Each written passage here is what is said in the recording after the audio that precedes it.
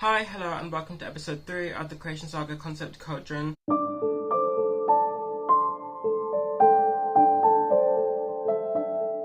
In today's video, I just kind of wanted to talk about the new series that I've started, I guess you could say. I have started it, wait, I'll get into that. But hello, hi, welcome. So the series in question is called Godlike, and I just wanted to write about elves and dragons specifically. I don't know what happened, but I recently got into that mood. I've always liked dragons, I guess, but I've never been into them as much as like other people have. But recently, I just really wanted to like delve into that kind of thing. Yeah. So in today's video, at the time of recording, I've started writing the prologue and I'm almost finished. And I've spent so much time actually working on the concept, but I wanted to work on the concept but not get too into figuring out storylines and stuff like that, because recently I feel like I've been so focused on plot lines and less focused on actually writing and having fun and exploring what I'm actually writing. So I decided that I would do like the basic things of like world building and magic and stuff like that, but not focus too heavily on plot, just kind of go with the flow, I guess you could say. For this first draft anyway, I will do that, and then maybe along the way I'll decide to change my mind, but for now I just wanted to go with the flow, and that's what this video is going to be about, me just like you know, discovering new ideas and also finishing the prologue that I started that I really like. But I'll get into that in a minute. So the first thing I want to do is pop the blurb there, and I'm going to read it out for you. I'll never betray you. I don't care how complicated things get between us. I promise I will stay. Funny, I almost believe you. The descendants of a wayward original navigate what still remains of the House of Fangs and the Empire of 3 Legions, but a sudden declaration from King Aegis Serpentine throws elvenkind and their entire world into chaos. All human settlements remaining in Tolkiria are to be eradicated, including the home of one Ymir Brindlewood, an elf, recently disgraced but formerly known as the Muse of the Sun God. She thought her story would end in the swamps, but when a Malachite, Benaniah Serpentine, arrives with his dragon, he drags Ymir kicking and screaming into an imperial game of death and betrayal. Using all of her knowledge, Ymir will lie and cheat in order to join the king's inner circle of concubines, the Citrian, and convince those around her that she still has the powers of a muse. Follow the paths of the Sun Eater, the Shadow Weaver, Enigma, and the Infernal Father as the strings of fate grow ever tighter. Yeah. So that is the blurb. It took me way too long to write that. I usually have an easy time writing blurbs, but this one was hard, especially because I haven't really planned as much as I usually do. But in the end, I think it turned out pretty good. You tell me what you guys think in the comments down below, I guess.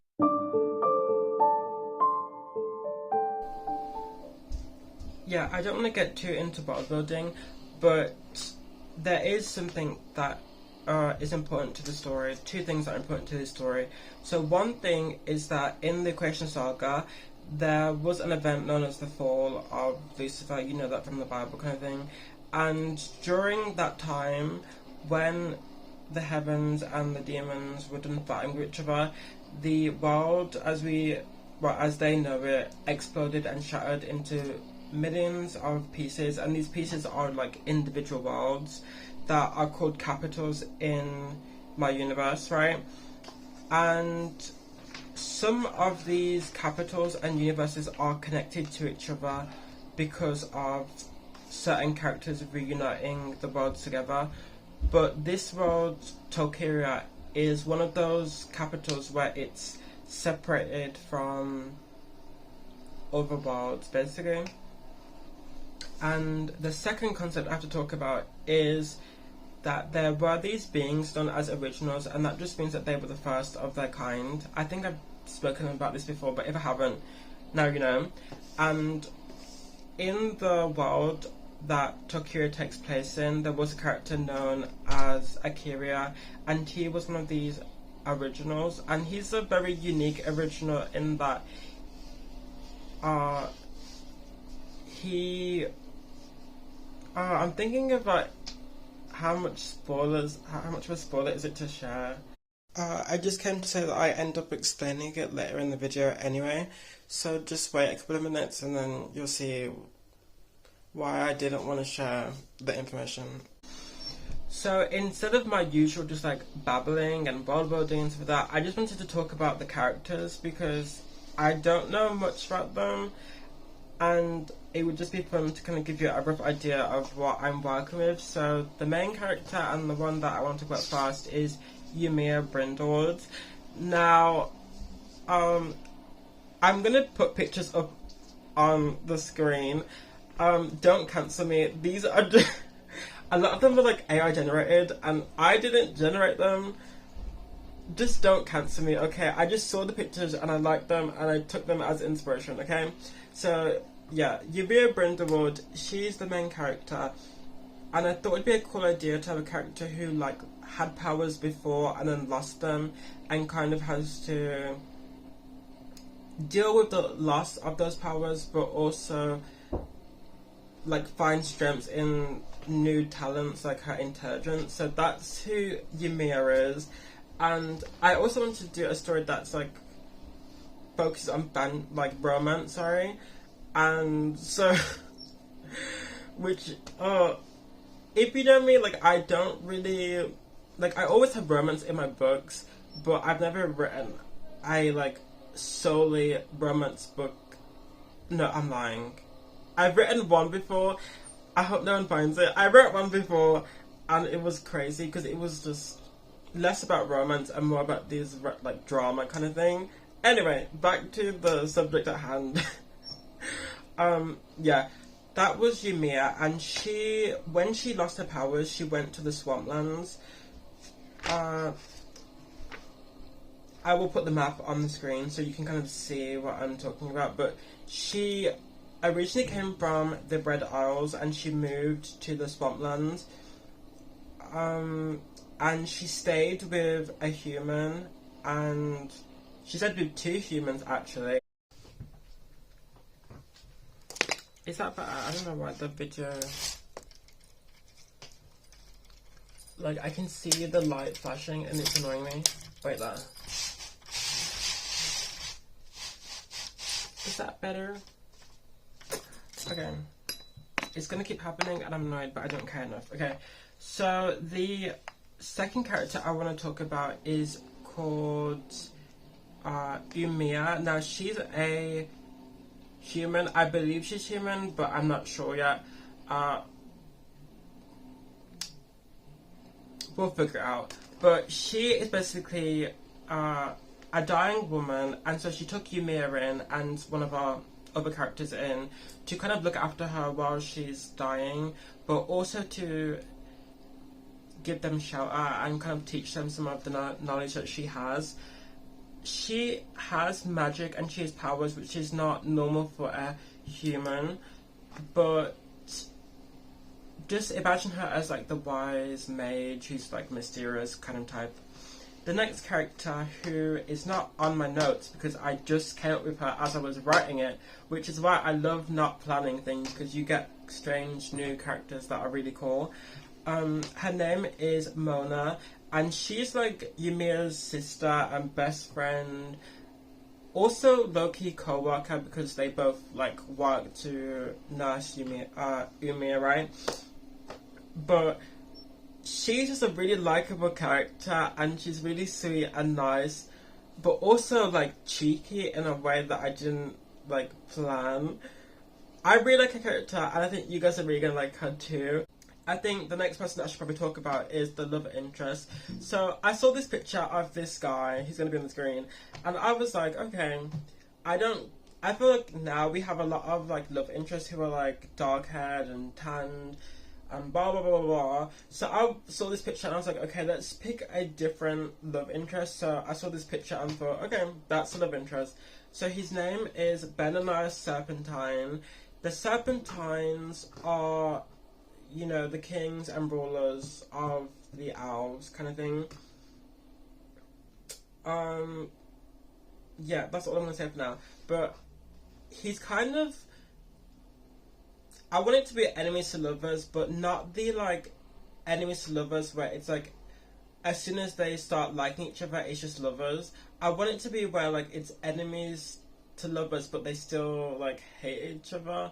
I know that's kind of toxic, but yeah. We'll see how it turns out, but that's kind of my plan for him. He's a very tricky character in that he does a lot of things that other people might not understand, but it's all in like his game plan kind of thing. And he's willing to backstab pretty much anyone. And sometimes he might backstab people, but it was actually him not like him doing things in their best interest and his best interest. He's a very interesting character that I'm excited to write about, but he's very conflicting, as you can tell by my description of him. But his role in the story is kind of to set Yumiya and one of probably the next character I'm going to talk about, set them off on their journey into trying to infiltrate the king's like inner circle. The next character, and probably like I'm not really sure how to explain it. If Yumiya is the main character, this character is like the second lead, and her name is Nori Redwing. I saw this image, and this is when like strings started to like mesh together, and I don't want to get into her story because a lot of it is spoilers, like her backstory and where she's going. But one thing to know about the book and how I made these characters is I wanted a lot of it to be opposites. So the main characters, or the main narrators, I should say, in this book. Oh, that was embarrassing. Anyway, the main narrators in this book, they each contradict each other. Like, they each have a pair that they're opposites but very similar at the same time. In my universe, I have this thing called paragons, and so I kind of wanted the leads to each kind of be paragons to each other, but they contradict but also complement each other. And I feel like I see this the most between Yumiya and Nori, when Yumiya is very kind and like almost self-sacrificing sometimes, but like she tries her best to make people like her, and it's her willingness to reach out to people that like makes people like her. Nori struggles to interact with the people around her. Like, she can only really deal with one person at a time, and she's really talented in fighting, which Yumiya isn't. You kind of see what I mean. Like, they contradict each other but complement each other because they just... Oh, I don't want to get into it, but like, even though Benanios is like Yumiya's love interest, in a way, the story is really about Yumiya and Nori, like the two girls rising together. That's... Yeah, I've spoken enough about this, but yeah. The next character... God, sometimes my notes are so confusing. Who's the next character? Oh, okay. So, I don't know what their names are, but I have the second pair of leads. I'll put them on the screen now. They might need more space than the other two. But I can't remember their names right now. I'm really struggling to pick names. I'm trying not to make them really fantasy-like. So, yeah. So, anyway, one of them is the guy in blue. He's not a king, like one of the kings. I wanted to have a character who's kind of high ranking, but not like, you know, like really close to the inner circle. I wanted different characters to take different angles of this world. And so the guy in blue, he's part of the blue team. I'll get into that in a minute. But he's part of the blue team, and he is a loving husband, and his story will be about him, the relationship between him and his wife, and their struggles to have children, which is why he's called the Infernal Father. I don't want to say what's going on with him, but it has a lot to do with like children and legacy and the struggles of giving birth. That's all I'm gonna say, okay? But where he is, that character is very like, he knows his role in the world. The next character I'm gonna talk about, the guy in white, he oh, that's a spoiler. I'm gonna say it anyway. So he shapeshifts, like his DNA is so unstable that he shapeshifts. And so that's the, like how they, you know, oppose each other, is that one guy really knows what his place in the world, and but he's struggling to get his dreams, and then one guy gets his dreams but he's struggling to find his place in the world. You see what I mean? Yeah, I'm not going to talk about them too much because I haven't really got a story for them too much, but those are the main characters. The other characters of note to really talk about is the king, I guess, because it's all about, you know, infiltrating his inner circle. So I'll put the image of the king up, and yeah, then I'll talk about the structure of the world, and then we'll get into finishing the prologue so you guys can read it. So the video is already running longer than I want it to, so I'm just gonna speed run through the different houses of the House of Fangs and then get into the writing portion of the video. So I feel like I am never gonna be good at doing this YouTuber thing without babbling, so I'm just gonna run this grid down quickly so you can kind of see what I'm going on about. So Citrons are the concubines, Malachites are like the police force but also deal with agriculture, Lapis is shipping and stuff like that, Onyx is an army who deals with overseas stuff kind of thing, the Carnelians are the, what was it, economics I think, and art and fashion stuff like that, and then Quartz, they are the crown's personal army, but they also deal with science, technology and architecture.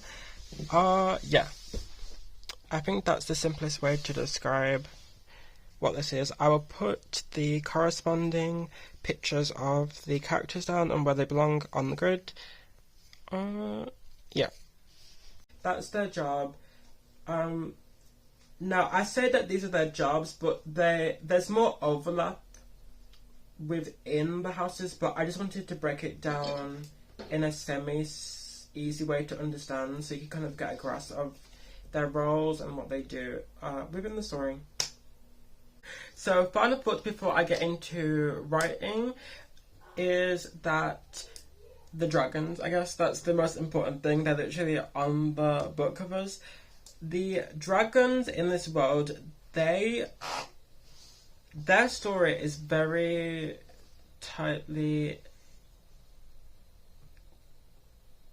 What was I saying? Oh yeah, the dragons, yeah. They are... the thing I hate about doing these videos is that I struggle to explain things without getting into spoiler territory. But the dragons basically choose royalty in this world because when Akira, okay, I can say this. So when Akira, he like took over and you know like he you know combined the families, his blood ended up like going through pretty much every being in the continent kind of thing. And so every being, bar probably like some humans, they have a bit like traces of his weird magic-y stuff in them, but some of them have more than others because of how volatile. You know what? I'm just gonna say it. Okay, so basically, Akira, he was a bit of a shapeshifter, right? And so before he got to this world, he experienced loads of different beings in the universe that I have documented down. So he took like bits and pieces from like werewolves and witches and all these things. Then he came to this world. So yeah, what he was an elf, right? But he was like the pre-evolution of an elf. And so then when he started repopulating, his DNA kind of settled down because he was like having all these children, but they each still had a bit of his like wild DNA inside of them, kind of thing.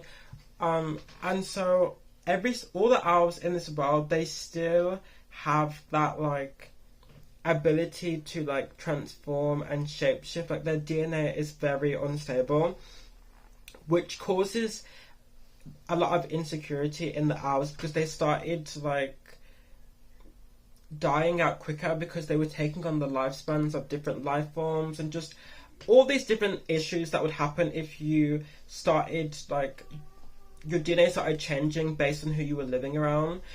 And so the kings came up with this whole idea to like purge the lands of anything that wasn't elf, kind of thing. That's kind of what leads to the events of the book.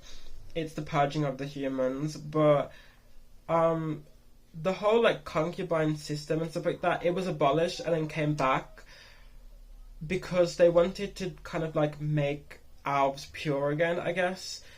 That's kind of the concept of the book as it is now.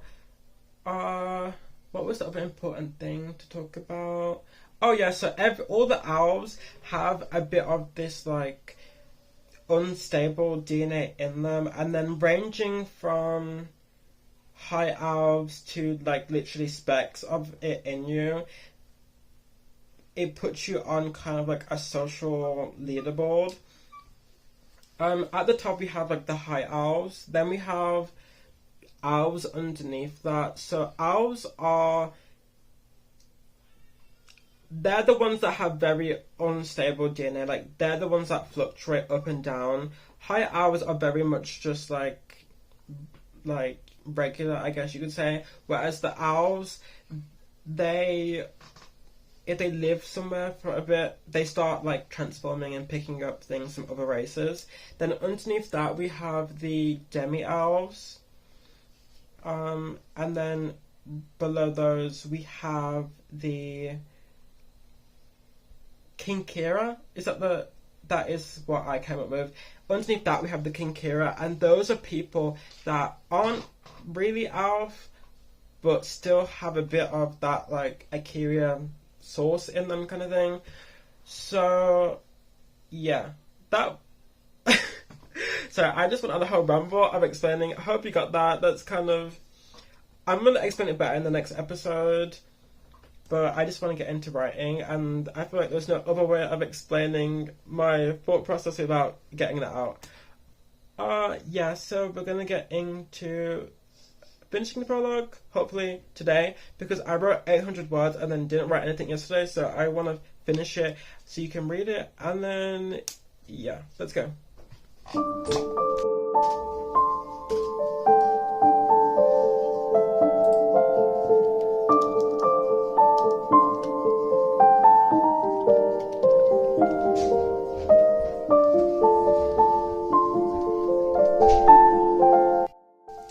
So I'm moving to my tablet because I'm watching Home and Away. No, not Home and Away. I'm watching Neighbours with my siblings, and so I wanted to be downstairs while I finish the chapter, but it's going pretty well, so that's my update.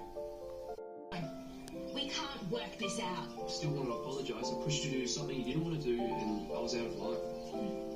I mean it. I really am sorry. If you're really sorry, then you tell me who hit you. It wasn't Dad, and it wasn't Ben.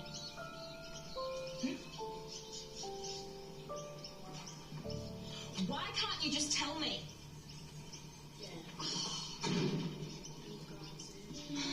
Anyway. Listen, excuse me. Well, I'm just wondering how are things at home? Could you be clashing with a family member, his father, perhaps? Can barely sees his father. Could you be clashing with another family member? Are you accusing?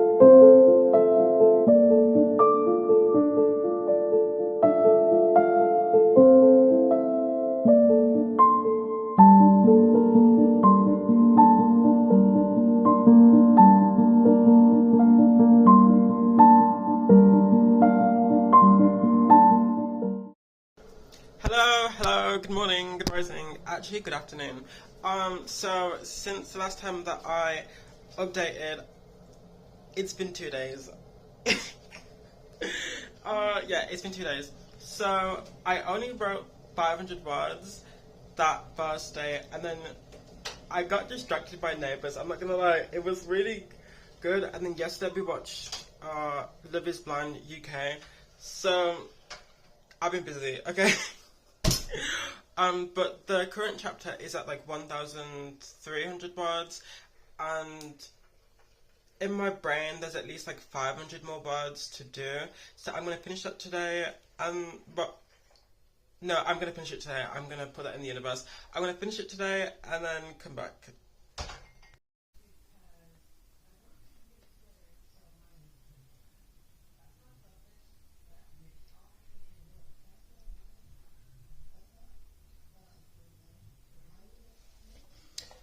Okay, so it is 9 o'clock right now. Oh no, it's 9:30. See, time is literally going crazy fast. Okay, so it's 9:30 right now. I have literally done nothing. I made dinner and then I did a bunch of cleaning and tidying, and so I've just been busy. Okay, the scene I'm currently writing, it's a scene between our main character Yumiya and her friend Mona, and they're just sitting at the table talking and kicking, and then there's a sound of a horn that's kind of like a warning of danger. And so the scene I'm literally writing right now, it's Yumiya and Mona going to help their elderly master out. They're gonna leave their home and basically just like start running through the swamplands, and then they're gonna get caught, and then that should be the end of the chapter. And I've done 1,300 words, like I said before. I'm aiming to do probably 500 words. I don't want it to be too long, but usually my chapters are pretty short, between like 1,100 to like 1,500 words. It's on the longer side, but I have written chapters that are like 2,000 to 3,000 words long. I'm not really sure what people like to read. I know when I'm writing, the scenes that are like really long are the ones that I have a lot of fun writing, but it also takes me like several days, even though it shouldn't. I think just because of how long it is.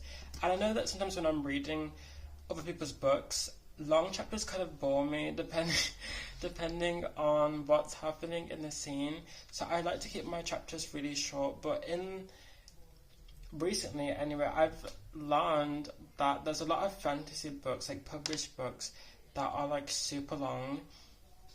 I'm not saying that I want my book to be like, you know, long and ridiculous for no reason, but knowing that I'm allowed to have these longer chapters kind of gives me a bit of freedom that I didn't have before, and so I kind of want to stretch the boundaries, you know, but I don't want it to be too long and ridiculous and people get bored. So I'm kind of trying to figure out the right length for chapters. But yeah, I'm got my tablet right here. I'm gonna probably, I know I shouldn't, but I'm gonna put the TV on, just have something in the background to kind of help me focus. I feel like recently all I've been listening to is music. I always listen to like playlists on Spotify and stuff like that, but recently, because I've been only listening to the playlist I made, it's starting to annoy me a bit. So I'm gonna put a video on, probably on YouTube, and then try and finish this before 10 o'clock. That's not gonna happen. Try to finish this before 10:30. Yeah, let's just aim for that. Okay, bye.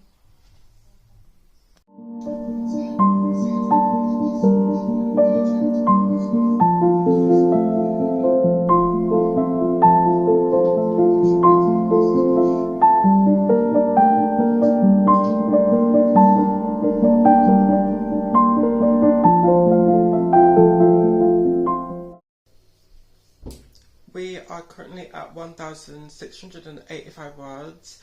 In my defense, I literally kept writing till I fell asleep, so it's not my fault, okay? Yeah, so I finally got the characters out of their like cabin, and now I'm doing a bit of world building, like describing the swamp that they're living in. And then I had this cool idea to add a bit of the magic system in the very beginning. The magic system is a sound magic system, but instead of giving it lots of like rules straight away, I thought I would just kind of implement it slowly and then kind of discover the magic as I go along. I have a bit of an idea, so it won't be like as crazy as some of my old magic systems like got, because I feel like I've learned as well how to like establish magic systems because of all the prepping. I like prepping and learning how to like do all of that stuff, but now I feel like having the freedom to kind of explore the magic whilst writing it is also helping with the creativity, because the first scene that I'm about to write with the magic is really, right, to me it's interesting, and the way that they use it is like really cool, and I never would have thought about it if I'd planned it out.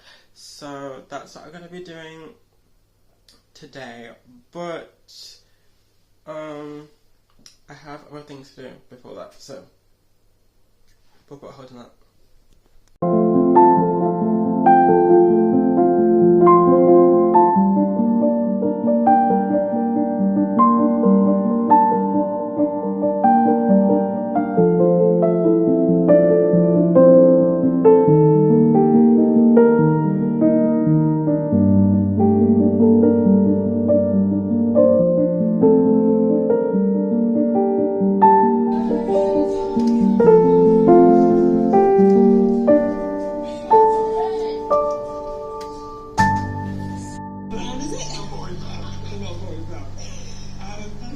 They're so cute.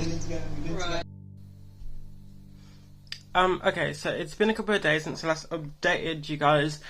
I finished the prologue. I just finished the prologue like 2 minutes ago. But that was because I got to the end of it and it's a bit of an action scene, and something about me is I have fun writing action scenes, but something about them and me, we don't mesh well. And so I usually take way longer to write action scenes. It's something that I've struggled with like forever, but I've got better over the years, but clearly there's still a rift there. Anyway, I finished it, so the prologue, got to 2,216-ish words, which I'm very happy about. I kind of have an idea for at least the next 6 chapters. Chapters 1, 2, 3 I know already. Then chapters, like the 3 chapters after that will be a different character's POV. I just started planning for that yesterday, and I had a lot of fun doing that. But this video went really long today. Like, I tried to keep it short and it just ended up being like 30-minute video or whatever. So next time I'll just get straight into vlogging the writing experience, because I've already done a lot of the like pre-setup kind of stuff. So I'll just vlog my writing experience, and then whilst I'm writing, I guess I could just share little bits here and there about what I'm writing. I think that would be the best way to do this kind of series moving forward. Yeah, I wanted to read just the last bit of the prologue.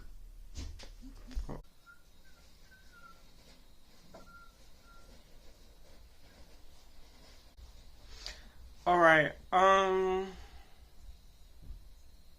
God, sorry, it's just reloading. Okay, here we go.